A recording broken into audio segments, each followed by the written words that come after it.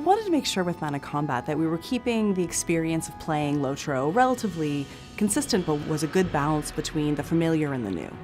Mounted combat is going to differ from traditional combat in LOTRO in one, that you're on a mount. Two, that a lot of it is going to be movement-based gameplay.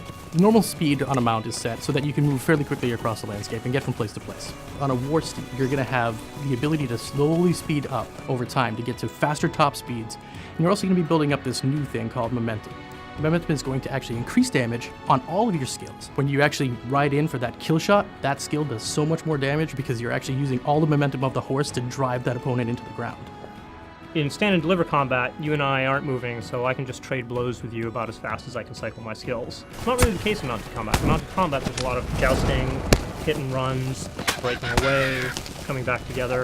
One person maybe aggroing a mob and getting them to follow him while the rest of the group can come up behind and attack them and kind of pick off enemies one by one.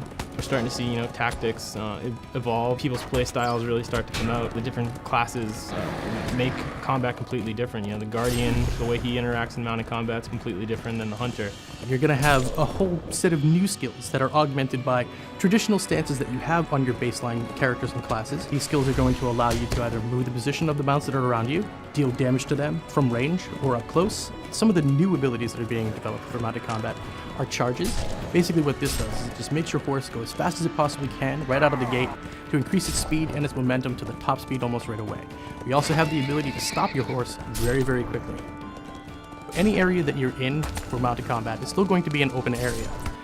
We will be using our layering technology to make sure that there aren't too many people inside of a given space, but it's not going to be instant. You will still see plenty of other players out there. You'll still be able to group up and get the full group experience.